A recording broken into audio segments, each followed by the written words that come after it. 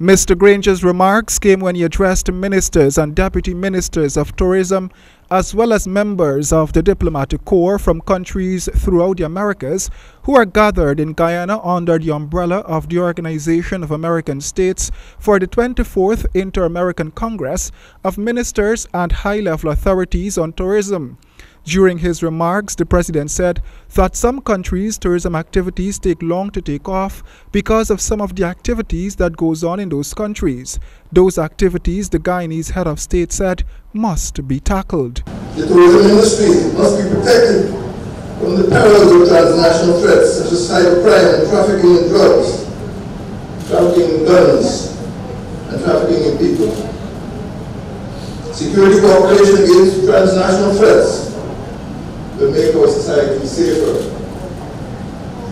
for our citizens and for visitors. President Granger said if tourism is to be boosted, the question of travel needs to be addressed. He said airlines should make travel cheaper, while countries must ensure that tourists do not get a hard time to get into their country once all the required procedures are followed. This Congress should consider charting a roadmap to create a single ICT space for the Americas. Sustainable tourism requires sustained action to ensure a more climate-resilient tourism sector. Climate change is real, at least in this continent.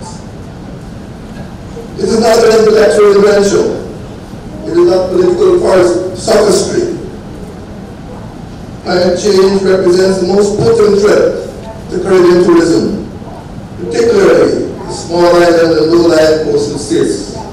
President Granger said for too long some small and developing countries have not been benefiting heavily from tourism, and this should not be the case. He said countries need to get in line and do all they can to attract tourists. The 21st century must be the century of the South. The North and East have had their day. It is now the South's turn.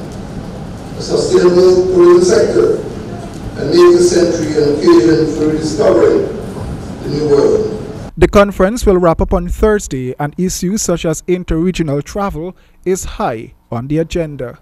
Roy and James, HGP Nightly News.